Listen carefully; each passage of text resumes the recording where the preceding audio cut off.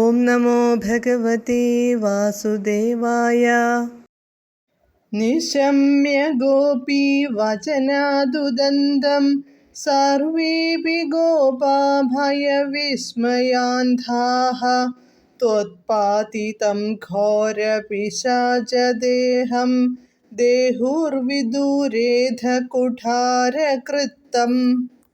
പദാനുപദം. Survey അപി ഗോപാഃ, ഗോപന്മാരെല്ലാം, ഗോപീവചനാത്, ഗോപസ്ത്രീകളുടെ വാക്കിലൂടെ, ഉദന്തം വാർത്തകൾ, നിശമ്യ കേട്ട്, ഭയവിസ്മയാന്ധാഃ ഭയവിസ്മയങ്ങളാൽ സ്തബ്ധരായി പോയി, ത്വത്പാതിതം അങ്ങയാൽ വീഴ്ത്തപ്പെട്ട കൊല്ലപ്പെട്ട, ഘോരപിശാചദേഹം ഭയങ്കരമായ പിശാചിന്റെ ശരീരത്തെ, അഥാ പിന്നെ, കുഠാരകൃത്തം മഴുവിനാൽ വെട്ടിമുറിച്ച്, വിദൂരേ ദൂരെയായി, ദേഹുഃ സംസ്കരിച്ചു.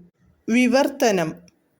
എല്ലാ ഗോപന്മാരും ഗോപസ്ത്രീകൾ പറഞ്ഞ് സംഭവ വൃത്താന്തം അറിഞ്ഞു സ്തബ്ധരായി പോയി.